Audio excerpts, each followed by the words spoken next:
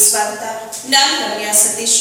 ತಾಲೂಕಿನ ಸಮಸ್ತ ಜನತೆಗೆ G4 ವಾಹಿನಿಯ ವೀಕ್ಷಕರಿಗೆ, ಕೇಬಲ್ ಆಪರೇಟರ್ಗಳಿಗೆ ಹಾಗೂ ಜಾಹೀರಾತುದಾರರಿಗೆ ಹೊಸ ವರ್ಷದ ಹಾರ್ದಿಕ ಶುಭಾಶಯಗಳು.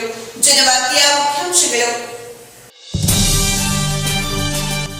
ಕನ್ನಡ ಸಾಹಿತ್ಯ ಪರಿಷತ್ ತಾಲೂಕು ಘಟಕದಿಂದ ರಾಷ್ಟ್ರಕವಿ ಕುವೆಂಪುರವರ ಜಯಂತ್ಯೋತ್ಸವ ಆಚರಣೆ. ಸಾರಸ್ವತ ಲೋಕಕ್ಕೆ ವೈಚಾರಿಕತೆಯನ್ನ ಬಿತ್ತಿದ ಮಹಾನ್ ಚೇತನ ಎಂದ ಕನ್ನಡ ಸಾಹಿತ್ಯ ಪರಿಷತ್ ಜಿಲ್ಲಾಧ್ಯಕ್ಷ ಮಲ್ಲೇಶ್ ಗೌಡ. ವಿಶ್ವದಲ್ಲೇ ಅತಿ ಹೆಚ್ಚು ಮಧುಮೇಹಿಗಳಾಗುತ್ತಿರುವ ಭಾರತೀಯರು ದೈಹಿಕ ವ್ಯಾಯಾಮದೊಂದಿಗೆ ನಾರಿನಂಶವುಳ್ಳ ಆಹಾರ ಸೇವಿಸುವಂತೆ ಕರೆ ಕೊಟ್ಟ ಬಾಲಕೃಷ್ಣ. ನಾಗರನವಿಲಿಯಲ್ಲಿ ನಡೆದ ಆರೋಗ್ಯ ಶಿಬಿರದಲ್ಲಿ ಹೇಳಿಕೆ.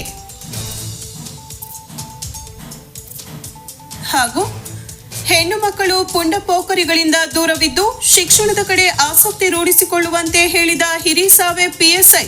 ಹಿರಿಸಾವೆ PMC ಶಾಲೆಯ ಮಕ್ಕಳಿಗೆ ಕರೆ.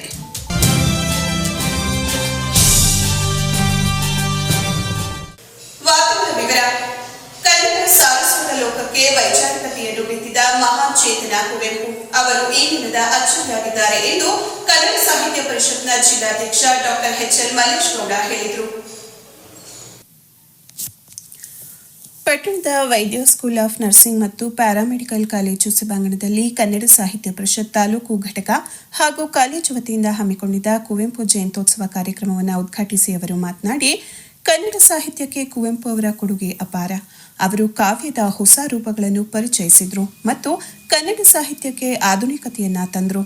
ಅವರ ಕೃತಿಗಳು ಅವರ ನಂತರ ಬಂದ ಅನೇಕ ಕನ್ನಡ ಬರಹಗಾರರಿಗೆ ಸ್ಫೂರ್ತಿ ನೀಡಿತು ಮತ್ತು ಅವರನ್ನು ಕನ್ನಡ ಸಾಹಿತ್ಯದಲ್ಲಿ ಪ್ರವರ್ತಕ ಎಂದು ಪರಿಗಣಿಸಲಾಗಿದೆ. ಅವರ ಸಾಹಿತ್ಯ ಕಳೆದ 50 ವರ್ಷಗಳಲ್ಲಿ ಹಲವು ನೆಲೆಗಳಲ್ಲಿ ಮತ್ತು ಹಲವು ಆಯಾಮಗಳಲ್ಲಿ ಅನುಸಂಧಾನಕ್ಕೆ ಒಳಪಡುತ್ತಲಿವೆ.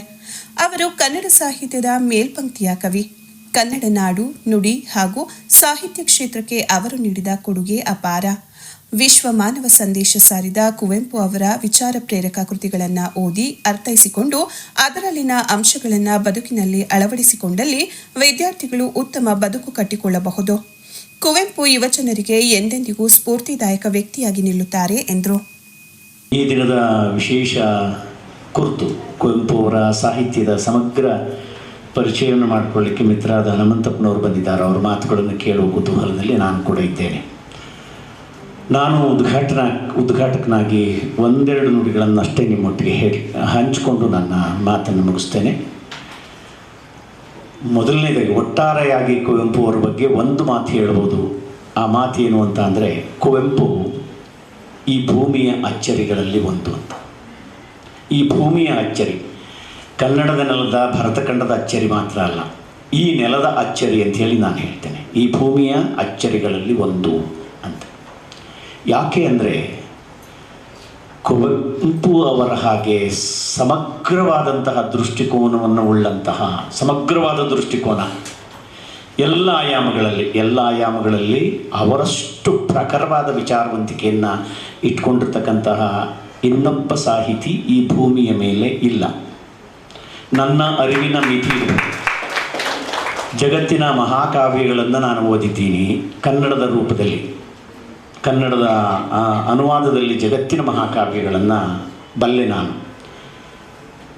ಆದರೆ ಒಂದು ಸತ್ಯ ತಿಳ್ಕೊಳ್ಳಿ, ಆ ಎಲ್ಲ ಮಹಾಕವಿಗಳ ಕಾವ್ಯಕ್ಕೆ ಬಹಳ ಎತ್ತರದಲ್ಲಿರ್ತಕ್ಕಂಥದ್ದು ಕುವೆಂಪು ಅವರ ರಾಮಾಯಣ ದರ್ಶನಂ ಕಾವ್ಯ.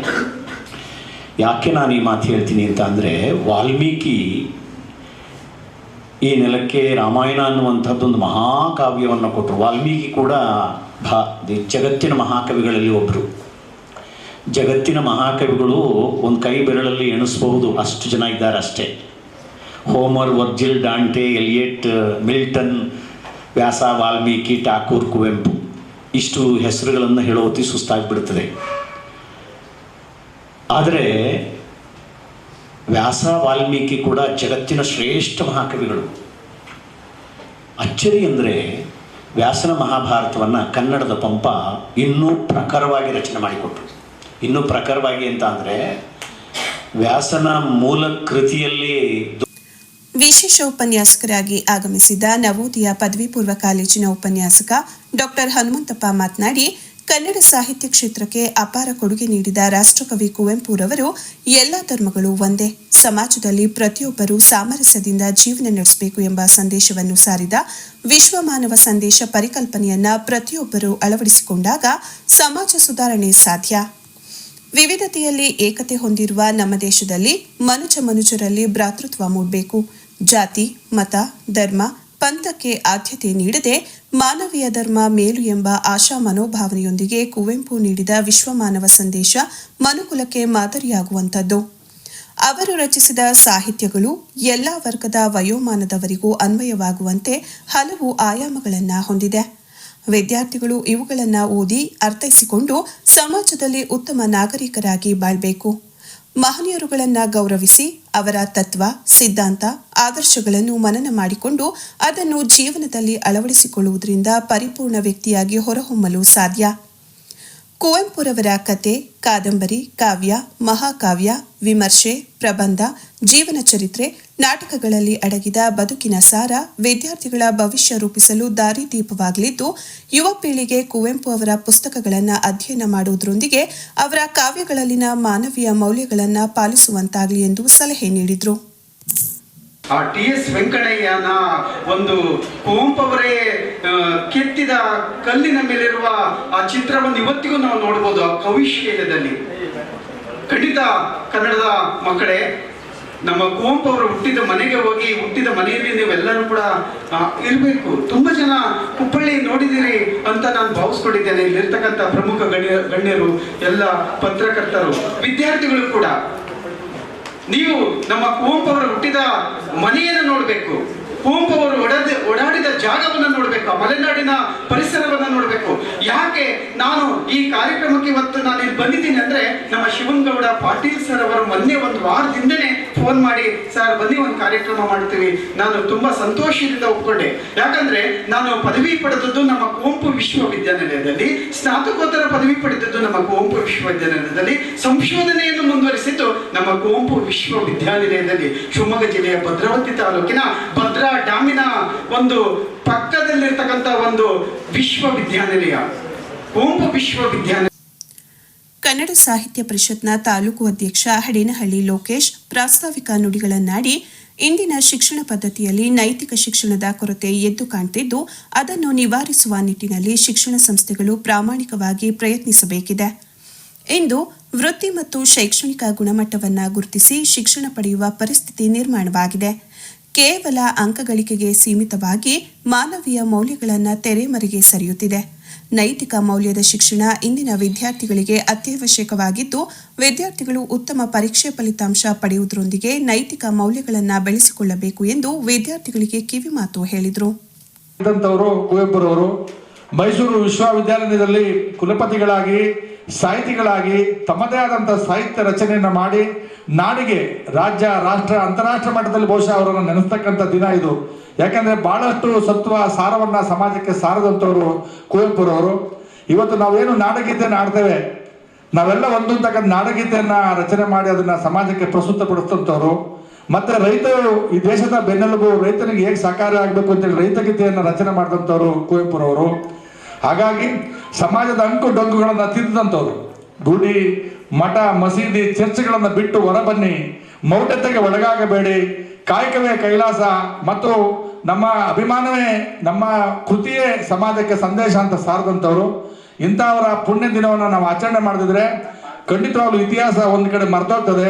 ಮತ್ತೆ ಇವತ್ತಿನ ಹೊಸ ಪೀಳಿಗೆಯಲ್ಲಿ ಇವರ ಆದರ್ಶ ತತ್ವಗಳು ಚಿರಾಯವಾಗಿ ಉಳಿಯೋದಿಲ್ಲ ಅಂತ ಹೇಳಿ ಇಂಥ ಮಹಾತ್ಮರ ದಿನಾಚರಣೆ ಮಾಡ್ತಕ್ಕಂಥದ್ದು ಸಾಹಿತ್ಯ ಪರಿಷತ್ತು ಮತ್ತು ಸಮಾಜದ ಎಲ್ಲರ ಕರ್ತವ್ಯ ಅಂತ ಹೇಳ್ತಾ, ಬಹುಶಃ ಬಂಧುಗಳೇ ಒಂದು ಮಾತು ಹೇಳಿದ್ರು, ಹುಟ್ಟಬೇಕಾದ್ರೆ ಇವರು ಮನುಷ್ಯ ವಿಶ್ವಮಾನವನಾಗಿ ಹುಟ್ಟತಾನೆ, ಆದರೆ ಬೆಳೆದ ಅಲ್ಪಮಾನವನಾಗಿ, ತುಂಬಾ ಅಲ್ಪನಾಗಿ, ಜಾತಿ, ಸಂಕೋಲೆ ಮತ್ತೆ ಒಂದು ಭಾಗ, ಈ ಥರ ಎಲ್ಲ ಸಣ್ಣತನವನ್ನು ಇಟ್ಟು ಸಣ್ಣದಾಗಿ ಬದುಕ್ತಾನೆ ಮನುಷ್ಯ. ಬದುಕಬೇಡಿ, ನೀವು ವಿಶ್ವಕ್ಕೆ ಒಳ್ಳೆದಾಗಿ, ಸಮಾಜಕ್ಕೆ ಒಳ್ಳೆ ಪ್ರಜೆಯಾಗಿ ಬದುಕಿದ್ರೆ ವಿಶ್ವಮಾನವರಾಗ್ತೀರಿ ಅಂತ ಹೇಳೋ ಸಂದೇಶವನ್ನ ಸಾರದಂಥವ್ರು. ನಿಮಗಾದ್ರೂ ಹೇಳೋದಿಷ್ಟೇ ಮಕ್ಕಳೇ, ಈಗಾಗಲೇ ನಮ್ಮ ತಾಲೂಕಿನಲ್ಲಿ ಸಣ್ಣ ಪುಟ್ಟ ಗೊಂದಲಗಳನ್ನು ನೋಡ್ತಾ ಇದ್ದೇವೆ. ನಿಮ್ಮ ಮಕ್ಕಳಿಗೆ, ವಿದ್ಯಾರ್ಥಿಗಳಿಗೆ ನಾವು ಕಿವಿ ಮಾತಾಡೋದಿಷ್ಟೇ, ಬಹಳ ಜಾಗರೂಕತೆಯಿಂದ ಜೀವನ ಮಾಡಿ.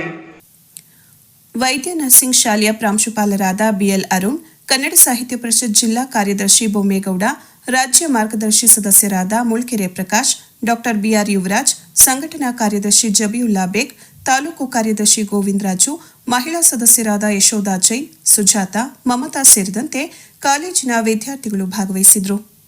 ವಿಶ್ವದಲ್ಲಿಯೇ ಭಾರತ ದೇಶದಲ್ಲಿ ಅತಿ ಹೆಚ್ಚು ಮಧುಮೇಹಿ ರೋಗಿಗಳಿದ್ದು, ಈ ಕಾಯಿಲೆಯಿಂದ ರೋಗಿಗಳಲ್ಲಿ ಅಂಗಾಂಗದ ವೈಫಲ್ಯ ಹೆಚ್ಚಾಗಲು ಮೂಲ ಕಾರಣವಾಗಿದೆ ಎಂದು ಶಾಸಕರಾದ ಸಿಎನ್ ಬಾಲಕೃಷ್ಣ ಅವರು ಕಳವಳ ವ್ಯಕ್ತಪಡಿಸಿದರು. ತಾಲೂಕಿನ ಬಾಗೂರು ಹೋಬಳಿಯ ಪುರಾಣ ಪ್ರಸಿದ್ಧ ನಾಗರನವಿಲೆ ಗ್ರಾಮದಲ್ಲಿ ರೋಟರಿ ಸಂಸ್ಥೆ ತಿಪಟೂರು ಹಾಗೂ ಅಖಿಲ ಭಾರತ ವೀರಶೈವ ಲಿಂಗಾಯತ ಮಹಾಸಭಾ ಹಾಸನ ಜಿಲ್ಲಾ ಘಟಕ ಮತ್ತು ಶ್ರೀ ನಾಗೇಶ್ವರ ಸ್ವಾಮಿ ಕಲ್ಯಾಣ ಮಂಟಪ ಟ್ರಸ್ಟ್ ಹಾಗೂ ನವಿಲೆ ಗೆಳೆಯರ ಬಳಗ ಸೇರಿದಂತೆ ವಿವಿಧ ಸಂಘ ಸಂಸ್ಥೆಗಳ ನೆರವಿನೊಂದಿಗೆ ಏರ್ಪಡಿಸಲಾಗಿದ್ದ ಬೃಹತ್ ಉಚಿತ ಆರೋಗ್ಯ ತಪಾಸಣಾ ಮತ್ತು ರಕ್ತದಾನ ಶಿಬಿರವನ್ನು ಉದ್ಘಾಟಿಸಿ ಮಾತನಾಡಿದರು. ಇತ್ತೀಚಿನ ವರ್ಷಗಳಲ್ಲಿ ಮಧುಮೇಹಿ ರೋಗಿಗಳು ಹೆಚ್ಚಾಗ್ತಿದ್ದು, ಇದಕ್ಕೆ ಮೂಲ ಕಾರಣ ಸರಿಯಾದ ಆಹಾರ ಪದ್ಧತಿ ಇಲ್ಲದೆ ಇರುವುದು ಕಾಯಿಲೆ ಬರಲು ಮುಖ್ಯ ಕಾರಣವಾಗಿದೆ. ಈ ಕಾಯಿಲೆಯಿಂದ ರೋಗಿಗಳಲ್ಲಿ ಕಣ್ಣಿನ ತೊಂದರೆ, ಕಿಡ್ನಿ ಸಮಸ್ಯೆ, ಹೃದಯ ಸಂಬಂಧಿ ಕಾಯಿಲೆ ಸೇರಿದಂತೆ ಮನುಷ್ಯನ ಅಂಗಾಂಗಗಳ ಮೇಲೆ ಪರಿಣಾಮ ಬೀರ್ತಿದೆ. ಈ ಬಗ್ಗೆ ಪ್ರತಿಯೊಬ್ಬರು ಎಚ್ಚರ ವಹಿಸುವುದು ಸೂಕ್ತ ಎಂದರು. ರೋಟರಿ ಸಂಸ್ಥೆ ತಿಪಟೂರು ಹಾಗೂ ಅಖಿಲ ಭಾರತ ವೀರಶೈವ ಲಿಂಗಾಯತ ಮಹಾಸಭಾ ಮತ್ತು ಶ್ರೀ ನಾಗೇಶ್ವರ ಸ್ವಾಮಿ ಕಲ್ಯಾಣ ಮಂಟಪ ಟ್ರಸ್ಟ್ ಸೇರಿದಂತೆ ವಿವಿಧ ಸಂಘ ಸಂಸ್ಥೆಗಳ ನೆರವಿನೊಂದಿಗೆ ಬೃಹತ್ ಉಚಿತ ಆರೋಗ್ಯ ತಪಾಸಣಾ ಹಾಗೂ ರಕ್ತದಾನ ಶಿಬಿರ ನಡೆಯುತ್ತಿದ್ದು, ಇದು ಕೇವಲ ನವಿಲೆ ಗ್ರಾಮ ಪಂಚಾಯಿತಿ ಮಟ್ಟದ ಆರೋಗ್ಯ ಶಿಬಿರವಾಗದೆ ತಾಲೂಕು ಮಟ್ಟದ ಆರೋಗ್ಯ ಶಿಬಿರವಾಗಿ ಮಾರ್ಪಟ್ಟಿದೆ ಎಂದರು. ವಿಶೇಷವಾಗಿ ತಪಾಸಣೆಯನ್ನು ಬಂದಿರುವಂತೆ ಇವಾಗಲೆಲ್ಲ ನನ್ನ ತಾಯಿಂದರೆ ಹಾಗೂ ಹಿರಿಯರೇ, ಆತ್ಮೀಯ ಬಂಧುಗಳೇ, ಕಾಂತು ಅವರೇ, ಸಂತೋಷು, ಧರ್ಮು ಅವರೇ ಹಾಗೂ ಎಲ್ಲ ರೋಟರಿ ಸಂಸ್ಥೆಯ ಪದಾಧಿಕಾರಿಗಳೇ, ಮಾಧ್ಯಮದ ಮಿತ್ರರೇ, ಈಗುವಂಥ ಆಹಾರ ಪದ್ಧತಿ ಇರ್ಬೋದು, ನಮ್ಮ ಜೀವನದ ಶೈಲಿಯಿಂದ ಹಲವಾರು ರೋಗ ರುಜಿನಗಳು ಇವತ್ತು ಹೆಚ್ಚಾಗ್ತಾ ಇರುವಂಥ ಒಂದು ಸನ್ನಿವೇಶದಲ್ಲಿ ಆಗಿಂದಾಗೆ ಸಲಹೆ ಮಾರ್ಗದರ್ಶನಗಳನ್ನು ನೀಡುವಂಥದ್ದಕ್ಕೆ ಅವಕಾಶಗಳನ್ನು ನಾವು ವೈದ್ಯರ ಪಡ್ಕೊಂಡು ನಾವು ಉತ್ತಮ ಬದುಕನ್ನು ಕಂಡುಕೋಬೇಕಾಗ್ತದೆ. ಇವತ್ತು ನಮ್ಮ ದೇಶ ಮಧುಮೇಹದ ರಾಜಧಾನಿಯಾಗಿದೆ ಅಂತ ನಾವು ಕೇಳಿದ್ದೇವೆ ಡಾಕ್ಟರ್ಸ್ಗಳ ಮಾಹಿತಿ ಪ್ರಕಾರ. ಈ ಪ್ರಪಂಚದಲ್ಲಿ ಮಧುಮೇಹದ ರಾಜಧಾನಿ ಯಾವುದಪ್ಪ ಅಂದರೆ ನಮ್ಮ ಹೆಮ್ಮೆಯ ಭಾರತ ದೇಶ ಅಂತ ಅನ್ಕೊಳ್ಳೋಕ್ಕಾಗಲ್ಲ ಇದೆ. ಆದರೆ ಇವು ಬೇರೆದ್ರಲ್ಲೆಲ್ಲ ನಾವು ಮುಂದೆ ಇದ್ದೀವಿ. ಶೈಕ್ಷಣಿಕವಾಗಿ, ವೈಜ್ಞಾನಿಕವಾಗಿ, ಸಾಮಾಜಿಕವಾಗಿ, ಆರ್ಥಿಕವಾಗಿ ನಮ್ಮ ದೇಶ ಇವತ್ತು ಸದೃಢವಾಗಿ ಬೆಳೆದಿದೆ. ಅದರ ಬಗ್ಗೆ ಎರಡು ಮಾತು. ಅದರಲ್ಲೂ ಕೂಡ ನರೇಂದ್ರ ಮೋದಿಜಿಯವರ ನಾಯಕತ್ವದಲ್ಲಿ ಇವತ್ತು ನಮ್ಮ ದೇಶ ಇವತ್ತು 4ನೇ ಒಂದು ಆರ್ಥಿಕ ಶಕ್ತಿಯಾಗಿ ಬೆಳೆದಿದೆ. ಅದನ್ನು ನಾವೆಲ್ಲರೂ ಕೂಡ ಹೆಮ್ಮೆ ಪಡುವಂಥ ಇದೆ. ಆ ಜೊತೆಯಲ್ಲಿ ಆರೋಗ್ಯದ ಕಡೆ ಹೆಚ್ಚಿನ ಗಮನವನ್ನು ನೀಡಬೇಕು. ಏಕೆಂದರೆ ನಾವು ಅನ್ನಭಾಗ್ಯ ಇದು ಕೇಂದ್ರ ಸರ್ಕಾರ, ರಾಜ್ಯ ಸರ್ಕಾರ ಎರಡೂ ಕೊಡುತ್ತೆ. ಅವತ್ತೇನು ಮಾಡ್ತೀವಿ, ರಾತ್ರಿ ಹೊತ್ತು ಅದಕ್ಕೆ ಅನ್ನನೇ ಜಾಸ್ತಿ ಊಟ ಮಾಡ್ತಾ ಇದ್ದೀವಿ. ರಾತ್ರಿ ಹೊತ್ತು ಹೆಚ್ಚು ಅನ್ನ ಊಟ ಮಾಡೋದು ಜಾಸ್ತಿ ಆಗುತ್ತೆ ಅಂತ ಡಾಕ್ಟರ್ ಸಲಹೆಗಳು. ನಾನು ಕೂಡ ಸಾಮಾನ್ಯವಾಗಿ ಜಿಲ್ಲಾ ಮಟ್ಟದ ಕೆಡಿಪಿ ಸಭೆಗಳು. ಅಖಿಲ ಭಾರತ ವೀರಶೈವ ಲಿಂಗಾಯತ ಮಹಾಸಭಾ ಜಿಲ್ಲಾಧ್ಯಕ್ಷ ನವಿಲೆ ಪರಮೇಶ್ ಮಾತನಾಡಿ, ತನ್ನ ಹುಟ್ಟೂರಿನ ಜನರಿಗೆ ಹಾಗೂ ತಾಲೂಕಿನ ಜನರಿಗೆ ಅನುಕೂಲವಾಗಲೆಂದು ಬೃಹತ್ ಉಚಿತ ಆರೋಗ್ಯ ತಪಾಸಣಾ ಮತ್ತು ರಕ್ತದಾನ ಶಿಬಿರವನ್ನು ಏರ್ಪಡಿಸಲಾಗಿದೆ. ಶಿಬಿರದಲ್ಲಿ ಕೇವಲ ತಪಾಸಣೆ ಜೊತೆಗೆ ರೋಗಿಗಳಿಗೆ ಉಚಿತವಾಗಿ ಔಷಧಿಗಳನ್ನು ವಿತರಣೆ ಮಾಡಲಾಗುತ್ತಿದೆ. ನವಿಲೆ ಗ್ರಾಮದ ಜನರಿಗೆ ಉತ್ತಮ ಆರೋಗ್ಯ ಸೇವೆಗಾಗಿ ನಾನು ಹಾಗೂ ರೋಟರಿ ಸಂಸ್ಥೆ ಮತ್ತು ಶಾಸಕ ಸಿಎನ್ ಬಾಲಕೃಷ್ಣ ಅವರ ಸಹಕಾರದೊಂದಿಗೆ ಆಂಬ್ಯುಲೆನ್ಸ್ ವ್ಯವಸ್ಥೆ ಮಾಡಿಸುವುದಾಗಿ ಭರವಸೆ ನೀಡಿದರು. ತಿಪಟೂರು ಶ್ರೀರಂಗ ಆಸ್ಪತ್ರೆ ಹೃದ್ರೋಗ ತಜ್ಞ ಡಾಕ್ಟರ್ ವಿವೇಚನ್ ಮಾತನಾಡಿ, ಇತ್ತೀಚಿನ ಆಧುನಿಕ ಯುಗದಿಂದ ಜನರು ಪ್ರತಿಯೊಂದಕ್ಕೂ ಯಂತ್ರಗಳನ್ನೇ ಬಳಸುತ್ತಿರುವುದರಿಂದ ಮಧುಮೇಹ ಕಾಯಿಲೆ ಸೇರಿದಂತೆ ವಿವಿಧ ಕಾಯಿಲೆಗಳು ಹೆಚ್ಚಾಗಲು ಕಾರಣವಾಗಿದೆ. ಈ ಬಗ್ಗೆ ಎಲ್ಲರೂ ಚಿಂತಿಸುವ ಅಗತ್ಯವಿದೆ ಎಂದರು. ತಿಪಟೂರು ಕುಮಾರ ಆಸ್ಪತ್ರೆ ಜನರಲ್ ಸರ್ಜನ್ ಡಾಕ್ಟರ್ ಶ್ರೀಧರ್ ಮಾತನಾಡಿದರು. ಬೃಹತ್ ಉಚಿತ ಆರೋಗ್ಯ ತಪಾಸಣಾ ಮತ್ತು ರಕ್ತದಾನ ಶಿಬಿರಕ್ಕೆ ಶ್ರೀಮತಿ ಸುವರ್ಣ ಶ್ರೀಕಂಠಲಿಂಗಪ್ಪ ಎಜುಕೇಷನ್ ಮತ್ತು ರೂರಲ್ ಡೆವಲಪ್ಮೆಂಟ್ ಟ್ರಸ್ಟ್ ತಿಪಟೂರು ಹಾಗೂ ಶೇಖರ್ ಆಸ್ಪತ್ರೆ ಶೇಖರ್ ರತ್ನ ನಿಧಿ ಕೇಂದ್ರ ತಿಪಟೂರು ಶಿಬಿರದ ಯಶಸ್ಸಿಗೆ ಹೆಚ್ಚಿನ ಸಹಕಾರ ನೀಡಿದರು. ನೂರಾರು ಸಂಖ್ಯೆಯಲ್ಲಿ ಜನರು ಶಿಬಿರದಲ್ಲಿ ಪಾಲ್ಗೊಳ್ಳುವ ಮೂಲಕ ವಿವಿಧ ಕಾಯಿಲೆಗಳಿಗೆ ತಪಾಸಣೆ ಹಾಗೂ ಕೆಲವರು ಸ್ವಯಂ ಪ್ರೇರಿತವಾಗಿ ರಕ್ತದಾನ ಮಾಡಿದರು. ಕಾರ್ಯಕ್ರಮದಲ್ಲಿ ರೋಟರಿ ಸಂಸ್ಥೆ ತಿಪಟೂರು ಅಧ್ಯಕ್ಷರು ರೊಟೇರಿಯನ್ ವನಿತಾ ಪ್ರಸನ್ನ, ಕಾರ್ಯದರ್ಶಿ ರೊಟೇರಿಯನ್ ಟಿಎಸ್ ಕೋಮಲ, ಗ್ರಾಮ ಪಂಚಾಯಿತಿ ಅಧ್ಯಕ್ಷರಾದ ಪವಿತ್ರ ಪರಮೇಶ್, ನಾಗೇಶ್ವರ ಕಲ್ಯಾಣ ಮಂಟಪ ಟ್ರಸ್ಟ್ ಅಧ್ಯಕ್ಷರಾದ ಎನ್ಕೆ ನಾಗಪ್ಪ, ಕೃಷಿ ಪತ್ತಿನ ಅಧ್ಯಕ್ಷರಾದ ಕುಮಾರಸ್ವಾಮಿ, ಮಾಜಿ ಅಧ್ಯಕ್ಷರಾದ ದೇವರಾಜ್, ಎಂಪಿಎಸ್ ಅಧ್ಯಕ್ಷರಾದ ಎನ್ಎಸ್ ವೇದಾಂತ್, ವೈದ್ಯರಾದ doctor Ramesh Babu, doctor Karthik, doctor Santhosh, doctor Chiranth, doctor NM Jeevan, Turuvekere rotary club ಅಧ್ಯಕ್ಷರಾದ ಪ್ರಭುಸ್ವಾಮಿ, ಮುಖಂಡರಾದ ಪುಟ್ಟರಾಜು, ಉದ್ಯಮಿ ಚಿಪ್ಪಿನ ಚಂದ್ರು, ಹೊಸೂರು ಚಂದ್ರಪ್ಪ, ಎಂಎಸ್ ಸುರೇಶ್, ಕೃಪಾಶಂಕರ್, ಹುಲಿಕೆರೆ ಸಂಪತ್ ಕುಮಾರ್, ದೊಡ್ಡಗನ್ನಿ ಸತೀಶ್ ಸೇರಿದಂತೆ ನವಿಲೆ ಗೆಳೆಯರ ಬಳಗದ ಸದಸ್ಯರು ಹಾಗೂ ಗ್ರಾಮಸ್ಥರು, ವೈದ್ಯಕೀಯ ಸಿಬ್ಬಂದಿಗಳು ಹಾಜರಿದ್ದರು. ಪಾದಗಳಿಗೆ ನಮಸ್ಕರಿಸಿ ಈ ಕಾರ್ಯಕ್ರಮದ ಉದ್ಘಾಟನೆ ಮಾಡ್ಕೊಂತ ನಮ್ಮ ಜನಪ್ರಿಯ ಶಾಸಕರಾದ ನಾರಾಯಣವರೇ ಮತ್ತು ದೌಲೆ ಪರಮೇಶ್ವರನವರೇ ಮತ್ತು ವೇದಿಕೆ ಮೇಲೆ ಇರ್ತಕ್ಕಂಥ ಎಲ್ಲ ಗಣ್ಯರೇ ಮತ್ತು ಮುಂದಿರ್ತಕ್ಕಂಥ ಎಲ್ಲ ನಮ್ಮ ವೈದ್ಯಕೀಯ ಬಂಧು ಮಿತ್ರರೇ ಮತ್ತು ಈ ಕಾರ್ಯಕ್ರಮವನ್ನು ಆಯೋಜಿಸ್ತಕ್ಕಂಥ ಎಲ್ಲ ನಮ್ಮ ತಿಪ್ಪೂರು ತಾಲೂಕು ರೋಟ್ರಿ ಮತ್ತು ಕಲಾಕೃತಿ ಮತ್ತು ಎಲ್ಲ ವಿವಿಧ ತಂಡಗಳಿಗೆ ನನ್ನ ಹೃದಯಪೂರ್ವಕ ನಮಸ್ಕಾರಗಳು. ಬಾಲಣ್ಣವರು ಅವರು ರಾಜಕೀಯ ಇದು ಆರೋಗ್ಯ ಮತ್ತು ಮೆಡಿಕಲ್ ಸೈನ್ಸ್ ತುಂಬ ಚೆನ್ನಾಗಿ ತಿಳ್ಕೊಂಡಿದ್ದಾರೆ. ಯಾಕೆಂತಂದರೆ ಇವತ್ತು ನೋಡಿದ್ದೀವಿ ಎಷ್ಟೋ ಜನಕ್ಕೆ HbA1c ಅದೆಲ್ಲ ಅಷ್ಟು ಅಂದರೆ ಪ್ರತಿಯೊಂದು ಇದರಲ್ಲೂ ಅವರು ಖ್ಯಾತ ವೈದ್ಯರುಗಳು ಎಲ್ಲರೂ, ನಮ್ಮ ವೇಚಣ್ಣನವರು, ಶ್ರೀಧರಣ್ಣವರು, ನಮ್ಮ ಮಕ್ಕಳು ಡಾಕ್ಟರ್ ಮಧುಸೂದನ್ ಅವರು, ನಮ್ಮ ಸಿದ್ದೇಶ್ವರ ಸ್ವಾಮೀಜಿಯವರ ಹೆಸರಲ್ಲಿ ಹಾಸ್ಪಿಟ್ಲ್ ಓಪನ್ ಮಾಡಿರ್ತಕ್ಕಂಥ ಸಂತೋಷಣ್ಣವರು, ನನ್ನ ಸ್ನೇಹಿತರಾದ ಅಭಿ ಅವರು, ಹಾಗೆ ನಮ್ಮ ಊರಿನ ಡಾಕ್ಟ್ರು ನಮ್ಮ ಜೀವನ್ ಅವರು, ನಮ್ಮ ಸ್ನೇಹಿತರ ಮಗ, ಅವರು ಕೂಡ ಡಾಕ್ಟ್ರಾಗಿ ಸೇವೆ ಸಲ್ಲಿಸೋಕ್ಕೆ ಊರಿಗೆ ಬಂದಿದ್ದಾರೆ. ಇವರೆಲ್ಲರೂ ಮತ್ತು ನಮ್ಮ ತುಂಬ ಆತ್ಮೀಯ ಸ್ನೇಹಿತ ನನ್ನ ಚೆವಿನಳ್ಳಿ ಶಿವಣ್ಣವ್ರ ಮಗ ಇವತ್ತು ಆರ್ಥೋಪೆಡಿಕಲ್ಲಿ MD ಮಾಡ್ಕೊಂಡ್ಬಂದು ಸರ್ವಿಸ್ ಮಾಡ್ತಾ ಇದ್ದಾರೆ. ನಮ್ಮೂರು ತಿಪ್ಪೂರಲ್ಲಿ ಉಪಯೋಗಿಸ್ಲೇಬೇಕು ನೀವೆಲ್ಲ. ದಿನದಿಂದ ದಿನಕ್ಕೆ ಪುಂಡಕೋಪರಿಗಳ ಹಾವಳಿ ಹೆಚ್ಚಾಗ್ತಿದ್ದು ಹೆಣ್ಣು ಮಕ್ಕಳು ಸಾಕಷ್ಟು ಜಾಗೃತಿ ವಹಿಸಬೇಕು ಎಂದು ಹಿರಿಸಾವೆ ಪೊಲೀಸ್ ಠಾಣೆಯ PSI ರೂಪಾದೇವಿ ಬಿರಾದರ್ ಹೇಳಿದರು. ತಾಲೂಕಿನ ಹಿರಿಸಾವೆ ಪೊಲೀಸ್ ಠಾಣೆಗೆ ಭೇಟಿ ನೀಡಿದ್ದ PM ಶ್ರೀ ಶಾಸಕರ ಮಾದರಿ ಹಿರಿಯ ಪ್ರಾಥಮಿಕ ಶಾಲೆಯ ವಿದ್ಯಾರ್ಥಿಗಳಿಗೆ ಫೋಕ್ಸೋ ಕಾಯ್ದೆ ಹಾಗೂ ಇತರೆ ಜಾಗೃತಿ ವಿಷಯಗಳ ಬಗ್ಗೆ ಅರಿವು ಮೂಡಿಸಿ ಮಾತನಾಡಿ, ಎಚ್ಚರ ತಪ್ಪಿದರೆ ಬದುಕು ನಿಂತ ನೀರಾಗಲಿದೆ ಎಂದರು. ರಸ್ತೆಯಲ್ಲಿ ಸಾಗುವ ವೇಳೆ ಅಪರಿಚಿತರಿಂದ ಅಥವಾ ಶಾಲೆಯಲ್ಲಿ ಸಹಪಾಠಿಗಳು ಇಲ್ಲವೇ ಇತರರಿಂದ ಅಸಭ್ಯ ವರ್ತನೆ ಕಂಡುಬಂದಲ್ಲಿ ಕೂಡಲೇ ಶಿಕ್ಷಕರಿಗೆ ತಿಳಿಸಬೇಕು. ಅವಕಾಶವಿದ್ದಲ್ಲಿ 1098ಕ್ಕೆ ಕರೆ ಮಾಡಬೇಕು. ಇಲ್ಲವೇ ಮನೆಗೆ ತೆರಳಿ ತಕ್ಷಣ ಪಾಲಕರ ಗಮನಕ್ಕೆ ತರಬೇಕು. ಇದರಿಂದ ತಕ್ಷಣ ಕ್ರಮ ಕೈಗೊಂಡು ಅಪಾಯದಿಂದ ರಕ್ಷಿಸಿ ತಪ್ಪಿತಸ್ಥರ ವಿರುದ್ಧ ಕ್ರಮ ಕೈಗೊಳ್ಳಲು ಸಾಧ್ಯವಾಗಲಿದೆ ಎಂದು ತಿಳಿಸಿದರು.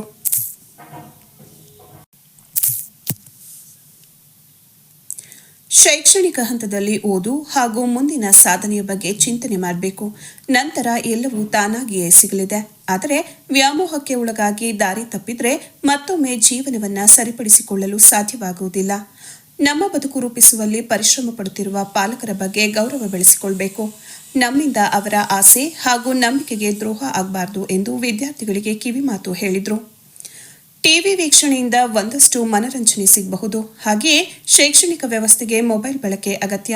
ಆದರೆ ಮುಂದುವರೆದಂತೆ ಹೆಚ್ಚು ಮೊಬೈಲ್ ಗೀಳು ಅಂಟಿಸಿಕೊಂಡರೆ ಮುಂದಿನ ಭವಿಷ್ಯ ರೂಪಿಸಿಕೊಳ್ಳಲು ಕಷ್ಟವಾಗಲಿದೆ. ಶಿಕ್ಷಣವನ್ನು ನಂಬಿ ಮುನ್ನಡೆದರೆ ಭವಿಷ್ಯ ಉಜ್ವಲವಾಗಿರುತ್ತದೆ ಎಂದು ಸಲಹೆ ನೀಡಿದ ಅವರು, ರೀಲ್ಸ್ ಮಾಡಿ ಅಪ್ಲೋಡ್ ಮಾಡುವುದು ಅಥವಾ ಫೋಟೋ ಹರಿಬಿಡುವುದು ಒಳ್ಳೆಯ ಬೆಳವಣಿಗೆಯಲ್ಲ. ಅಪರಿಚಿತರು ದುರ್ಬಳಕೆ ಮಾಡಿಕೊಂಡು ನಿಮ್ಮ ಮೇಲೆ ಅಪಮಾನ ಅಥವಾ ಆರೋಪಗಳು ಬರುವ ಸಾಧ್ಯತೆ ಹೆಚ್ಚಾಗಿರುತ್ತದೆ. ಅಥವಾ ಬ್ಲಾಕ್ಮೇಲ್ ಮಾಡಿ ನಿಮ್ಮ ಕುಟುಂಬಕ್ಕೆ ಬೆದರಿಕೆ ಹಾಕಿ ಹಣ ವಸೂಲಿ ಮಾಡುವ ಸಾಧ್ಯತೆ ಇರಲಿದೆ ಎಂದು ಎಚ್ಚರಿಸಿದರು. 18 ವರ್ಷ ತುಂಬುವವರೆಗೂ ವಾಹನ ಚಾಲನೆ ಮಾಡುವುದು ಅಪರಾಧ. ನಂತರದಲ್ಲಿ ಪರವಾನಗಿ, ವಿಮೆ ಸೇರಿದಂತೆ ಅಗತ್ಯ ದಾಖಲಾತಿಗಳನ್ನು ಪಡೆದು ಹೆಲ್ಮೆಟ್ ಧರಿಸುವುದರ ಜೊತೆಗೆ ಸಂಚಾರಿ ನಿಯಮಗಳನ್ನು ಕಡ್ಡಾಯವಾಗಿ ಪಾಲಿಸುವುದು ಅಗತ್ಯ. ಇದರಿಂದ ನೀವು ಹಾಗೂ ಸಮಾಜವು ಸುರಕ್ಷತೆ ಹೊಂದಲಿದೆ ಎಂದು ತಿಳಿಸಿದರು. ಇದೇ ವೇಳೆ ಅವರು ಬ್ಯಾಂಕ್ ವ್ಯವಹಾರದಲ್ಲಿ ಸಾಕಷ್ಟು ಎಚ್ಚರಿಕೆ ಇರಬೇಕು. ಇತ್ತೀಚಿನ ದಿನಗಳಲ್ಲಿ ಮೊಬೈಲ್ ಮೂಲಕ ಆನ್ಲೈನ್ ವ್ಯವಸ್ಥೆಯಲ್ಲಿ ಬ್ಯಾಂಕ್ ವ್ಯವಹಾರ ಹೊಂದಿರುವ ಕಾರಣ ಅಪರಿಚಿತರು ಬ್ಯಾಂಕ್ ಉದ್ಯೋಗಿಗಳಂತೆ ವರ್ತಿಸಿ ಕರೆ ಮಾಡಿ OTP ಪಡೆಯುವ ಮೂಲಕ ನಿಮ್ಮ ಖಾತೆಗಳಿಗೆ ಕನ್ನ ಹಾಕಲಿದ್ದು, ನೀವು ಶ್ರಮವಹಿಸಿ ಕೂಡಿಟ್ಟ ಹಣವನ್ನು ಕ್ಷಣದಲ್ಲಿ ದೋಚಲಿದ್ದಾರೆ. ಅಪರಿಚಿತರಿಂದ ಕರೆ ಬಂದಲ್ಲಿ ಯಾರು ಎಂಬುದನ್ನು ಖಚಿತಪಡಿಸಿಕೊಳ್ಳಿ. ಇಲ್ಲವೇ ಹತ್ತಿರದ ಬ್ಯಾಂಕ್ ಶಾಖೆಗೆ ತೆರಳಿ ಮಾಹಿತಿ ಪಡೆಯಬೇಕು. ಗ್ರಾಹಕರು ಎಚ್ಚರಿಕೆ ವಹಿಸುವುದರಿಂದ ಸೈಬರ್ ಪ್ರಕರಣಗಳಿಗೆ ಕಡಿವಾಣ ಹಾಕಬಹುದು ಎಂದರು. ಪೊಲೀಸ್ ಠಾಣೆ ಹಾಗೂ ಪೊಲೀಸ್ ಅಧಿಕಾರಿಗಳನ್ನು ಕಂಡರೆ ಭಯಪಡುವ ಅಗತ್ಯವಿಲ್ಲ. ಜನಸ್ನೇಹಿ ಪೊಲೀಸ್ ವ್ಯವಸ್ಥೆ ಇದ್ದು ನಿಮ್ಮಗಳ ಸಹಕಾರ ಪಡೆದು ಉತ್ತಮ ಸೇವೆ ನೀಡುವ ಉದ್ದೇಶವಿದೆ. ಯಾವುದೇ ತೊಂದರೆ ಅಥವಾ ಅಪಾಯ ಎದುರಾದಲ್ಲಿ ಕೂಡಲೇ ನಮ್ಮ ಗಮನಕ್ಕೆ ತರಬೇಕು. ಇದರಿಂದ ಎಂತಹ ಕಠಿಣ ಸಮಸ್ಯೆ ಇದ್ರೂ ನಿಭಾಯಿಸಲು ಸಹಕಾರಿಯಾಗಲಿದೆ ಎಂದು ಮಾಹಿತಿ ನೀಡಿದರು. ಮುಖ್ಯ ಶಿಕ್ಷಕಿ ಉಮಾ, ಸಹ ಶಿಕ್ಷಕ ಧರ್ಮೇಶ್, ಎಎಸ್ಐ ಶ್ರೀನಿವಾಸ್ ಮೂರ್ತಿ, ಮಹಿಳಾ ಕಾನ್ಸ್ಟೇಬಲ್ ವಾಣಿ, ಪೊಲೀಸ್ ಸಿಬ್ಬಂದಿ ವರ್ಗ ಹಾಗೂ ಇತರರು ಇದ್ದರು. ಬೇರೆಯವ್ರ ದೇಹಕ್ಕೆ ಒಬ್ರು ಮುಖ ಅನ್ಸೋದು ಗೊತ್ತಿದ್ಯಾ? ಟ್ರೋಲ್ ಅಲ್ಲ ಕಣಪ್ಪ. ಈಗ ಯಾರ್ದೋ ಎಕ್ಸಾಂಪಲ್, ಯಾರ್ದೋ ಒಂದು ಮುಖಕ್ಕೆ ಇನ್ನೊಬ್ರು ಯಾರ್ದೋ ಬಾಡಿ, ಅದು ಮಾರ್ಫಿಂಗ್ ಅಂತಾರೆ. ಅದು ಅಪರಾಧ, ಕಾನೂನುಬದ್ಧವಾಗಿ ಅಪರಾಧ. ಅದು ಮಾಡೋಂಗಿಲ್ಲ. ಸ್ಪೆಷಲಿ 12 ವರ್ಷದ ಮತ್ತೆ 18 ವರ್ಷದ ಒಳಗಡೆ ಮಕ್ಕಳದ್ದು ಮಾಡೋಂಗಿಲ್ಲ. ಇದು ನಮ್ಮ IT ಆಕ್ಟ್ ಪ್ರಕಾರ ಅಪರಾಧ ಆಗುತ್ತೆ. ಅದು ಮಾಡೋಂಗಿಲ್ಲ. ಯಾರೇ ಆಗ್ಲಿ ಫೇಸ್ಬುಕ್ ಅಲ್ಲಿ ಫೋಟೋಸ್ ಹಾಕೋಬೇಡಿ ನಿಂತು ಹೆಣ್ಮಕ್ಳದು. ಆಮೇಲೆ ಕೆಲವರು ನಿಮ್ಮ ಮನೆಗಳಲ್ಲಿ ಏನ್ ಮಾಡ್ತಾರೆ, ವಾಟ್ಸಪ್ ಅಲ್ಲಿ ಇದು ಏನು ಸ್ಟೇಟಸ್ ಹಾಕೋತೀರಾ. ನೆಕ್ಸ್ಟ್ ಯಾಕೆ ಅಂದ್ರೆ ನಿಮ್ಮ ನಾಲೆಜ್ ಕಡಿಮೆನೋ ಅಥವಾ ನಿಮ್ಮ ಅಟ್ರಾಕ್ಷನ್ ಅಥವಾ ನಿಮ್ಮ ಏನಂತಾರ ಯಾಕೆ ಮಾಡ್ತೀರಿ ನೀವೆಲ್ಲ? ಯಾಕೆಂದ್ರೆ ನಿಮ್ಮ ಮನೆ ಬೈತಿರ್ತಾರೆ, ಓದ್ಬೇಕು ಅಂತ ಬೈತಿರ್ತಾರೆ. ಬೈಯೋದು ಬದುಕಕ್ಕೆ, ಹೊಗಳೋದು ಹಾಳು ಮಾಡೋದಕ್ಕೆ. ಕರೆಕ್ಟ್ ಅಲ್ವಾ? ಹೌದಾ? ರೀಲ್ಸ್ ಮಾಡಿ ಇನ್ಸ್ಟಾಗ್ರಾಮ್ ಎಲ್ಲ ಹಾಕ್ತಿರ್ತೀರಾ, ಅವೆಲ್ಲ ಮಾಡೋಕೆ ಹೋಗ್ಬಾರ್ದು. ಅದರಿಂದ ಏನಾಗುತ್ತೆ, ಯಾವುದೋ ಹುಡುಗ ನಿಮ್ಗೊಂದು ಮೆಸೇಜ್ ಕಳಿಸ್ತಾನೆ ಅಥವಾ ಕ್ಲೋಸಿಂಗ್ ಆಗುತ್ತೆ, ಇನ್ನೊಂದು ಮತ್ತೊಂದಾಗುತ್ತೆ. ನೀವು ಚಾಟ್ ಮಾಡ್ಕೊಂಡು ಏನು ಮಾಡ್ತಾರೆ, ಮೆಸೇಜ್ ಮಾಡ್ಕೊಂಡು ಲವ್ ಇನ್ನೊಂದು ಮತ್ತೊಂದು ಹೋಗುತ್ತೆ. ರೀಸೆಂಟಾಗಿ ಎಕ್ಸಾಂಪಲ್ ನಿಮ್ಗೆ ಗೊತ್ತಲ್ವಾ, ಒಂದು 10th ಹುಡುಗಿ ಹೆಣ್ಮಗು ಏನು ಜನ್ಮ ನೀಡ್ತಾಳೆ. ತುಂಬ ದಿನ ಐತೆ, ಈಗ ರೀಸೆಂಟಾಗಿ ಆಗಿರೋದು ಒಂದು 4 ದಿನ ಐತೆ ಅಷ್ಟೇ. 20 ಲೈನ್ಗಳಂದ್ರೆ ಏನಂತಾರ, ಅಸಭ್ಯವಾಗಿ ವರ್ತನೆ ಮಾಡೋದು, ಆಮೇಲೆ ಮಾತಾಡೋದು, ಕೆಟ್ಟ ಪದಗಳು, ಈ ಡಬಲ್ ಮೀನಿಂಗ್ ಅಂತ ಗೊತ್ತಾ, ಆ ತರ ಮಾತಾಡೋದು. ಆಮೇಲೆ ನಿಮ್ಗೆ ಕೆಟ್ಟ ದೃಷ್ಟಿಯಿಂದ ನೋಡೋದು, ಕೆಟ್ಟದಾಗಿ ಟಚ್ ಮಾಡೋದು. ನಿಮ್ಗೆ ಅವಾಗಲೇ ಹೇಳಿದೆ ಗುಟ್ಟಚ್ಚು ಪ್ಯಾಟಚ್ಚು ಗೊತ್ತಾಗುತ್ತಾ? ಎಲ್ಲೆಲ್ಲಾದ್ರೂ ಗುಟ್ಟಚ್ಚು ಪ್ಯಾಟಚ್ಚು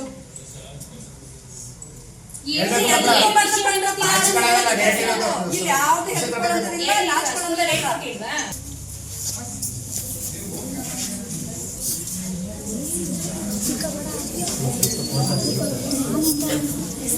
ಸೇರ್ ಮಾಡಿ ಇಷ್ಟು ಬರುತ್ತೆ, ಇಷ್ಟು ನೀವೇನ್ ಮಾಡ್ತೀರಿ, ಎಲ್ಲರೂ ಕುತ್ಕೊಂಡು ಓಪನ್ ಮಾಡ್ಬಿಡ್ತೀರ. ಅದನ್ನ ಓಪನ್ ಮಾಡ್ಬಿಟ್ಟು ನೀವು 10 ಜನಕ್ಕೂ 20 ಜನಕ್ಕೆಲ್ಲ ಸೇರ್ ಮಾಡ್ತಾರೆ.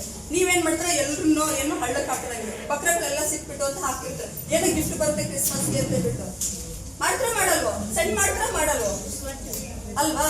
ಇಷ್ಟು ಜನಕ್ಕೆ ಸೇರ್ ಮಾಡಿ, ಇಷ್ಟು ಜನಕ್ಕೆ ನೀವು ಸೆಂಡ್ ಮಾಡಿದ್ರೆ ನಿಮ್ಗೆ ಇದು ಬರುತ್ತೆ ಅದು ಬರುತ್ತೆ ಅದ್ರಲ್ಲಿ ಬರುತ್ತಲ್ವಾ, ಆ ಕೆಲಸ ಮಾಡ್ತಾರೆ.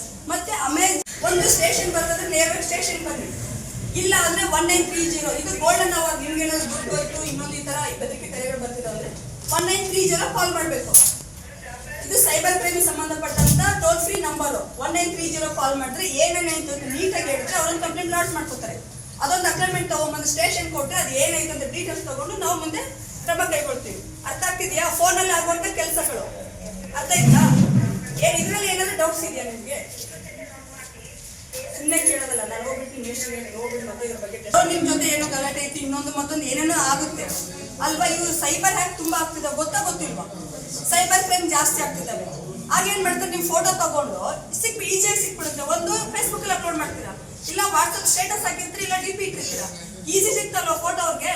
ನಿಮ್ದಾಗ್ಲಿ ನಿಮ್ ಫ್ಯಾಮಿಲಿ ಯಾವ್ದು ಈಸಿ ಸಿಕ್ತಲ್ವಾ? ಅದು ಮಾರ್ಫಿಂಗ್ ಮಾಡೋದು. ಅದಕ್ಕೇನೋ ಬೇರೆ ನೆಕೆಡ್ ಆಗಿರೋಂಥ ಫೋಟೋ ಏನೋ ಬಾಡಿನ ಅಂಟಿಸ್ಬಿಟ್ಟು ನಿಮಗೆ ಬ್ಲಾಕ್ ಮೇಲ್ ಮಾಡೋದು. ಇಷ್ಟು ದುಡ್ಡು ಕೊಟ್ರೆ ನಾನು ಇದು ಏನು ಬಿಡ್ತೀನಿ, ಇಲ್ಲಾಂದ್ರೆ ಸೋಷಿಯಲ್ ಮೀಡಿಯಾದಲ್ಲೆಲ್ಲ ನಿಮ್ಗೆ ಮರ್ಯಾದೆ ತೆಗಿತೀನಿ. ಹೆದರ್ತೀರಾ? ಹೆದರಲ್ವಾ ಅಲ್ವಾ? ಮುಖ ನಿಮ್ದಿರುತ್ತೆ, ಬಾಡಿ ಯಾವ್ದು ಇರುತ್ತೆ, ನಿಮ್ಗೆ ಗೊತ್ತಿರಲ್ಲ. ಅದು ಅದೇನೋ ಕೆಟ್ಟದಾಗಿ ಮಾಡಿರ್ತಾರೆ, ಅದಕ್ಕೆ ಸಂಬಂಧಪಡುತ್ತೆ. ನಿಮ್ಗೂ ಗೊತ್ತಾಗುತ್ತಲ್ವಾ ಗುಟ್ಟಚ್ಚು ಬ್ಯಾಟಚ್ಚು? ಟೀಚರ್ಸ್ ಎಲ್ಲ ಹೇಳ್ತಾರಲ್ಲ ಸ್ಕೂಲಲ್ಲಿ, ಅದ್ರ ಬಗ್ಗೆ ಎಲ್ಲ ಅರ್ಥ ಇದೆ ನಿಮ್ಗೆ. ಗುಟ್ಟಚ್ಚು ಯಾವ್ದು, ಬ್ಯಾಟಚ್ ಯಾವ್ದು. ನೀವು ಬ್ಯಾಟಚ್ ಆದ್ರೆ ಏನ್ ಮಾಡ್ಬೇಕು? ಒಂದು ನಿಮ್ ಫ್ರೆಂಡ್ಸ್ ಹೇಳ್ಬೇಕು, ಆಗಿಲ್ವಾ ನಿಮ್ ಟೀಚರ್ಸ್ ಗಳಿಗೆ ಹೇಳ್ಬೇಕು, ಕೊನೆಗೆ ಎಲ್ಲಿಗೆ ಹೇಳ್ಬೇಕು? ಮನೇಲಿ ಹೇಳ್ಬೇಕು. ಮನೇಲಿ ಏನು ಆಗ್ಲಿಲ್ಲ ಅಂದ್ರೆ ಆ ಬ್ಯಾಡ್ ಟಚ್ ನಿಮ್ಗೆ ಕಂಟಿನ್ಯೂ ಆಗ್ತಿದ್ರೆ ಯಾರಿಗೆ ತಿಳಿಸ್ಬೇಕು?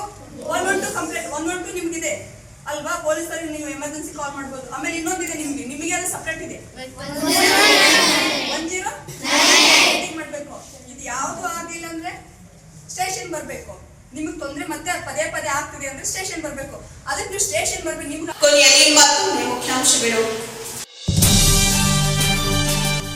ಕನ್ನಡ ಸಾಹಿತ್ಯ ಪರಿಷತ್ ತಾಲೂಕು ಘಟಕದಿಂದ ರಾಷ್ಟ್ರಕವಿ ಕುವೆಂಪುರವರ ಜಯಂತ್ಯೋತ್ಸವ ಆಚರಣೆ. ಸಾರಸ್ವತ ಲೋಕಕ್ಕೆ ವೈಚಾರಿಕತೆಯನ್ನ ಬಿತ್ತಿದ ಮಹಾನ್ ಚೇತನ ಎಂದ ಕನ್ನಡ ಸಾಹಿತ್ಯ ಪರಿಷತ್ ಜಿಲ್ಲಾಧ್ಯಕ್ಷ ಮಲ್ಲೇಶ್ ಗೌಡ.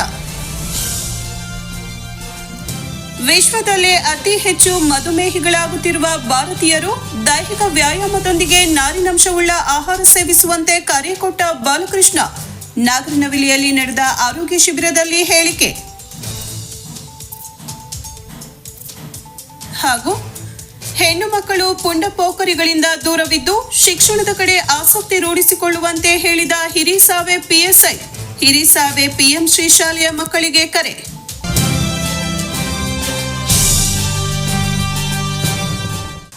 ಇದರೊಂದಿಗೆ ವಾರ್ತಾ ಪ್ರಸಾರ ಮುಕ್ತಾಯವಾಯಿತು. ಮತ್ತೆ ನಮ್ಮ ಭೇಟಿ ಮುಂದಿನ ಚಿಕ್ಕೋಚಿನ ವಾರ್ತೆಯಲ್ಲಿ. ನಮಸ್ಕಾರ.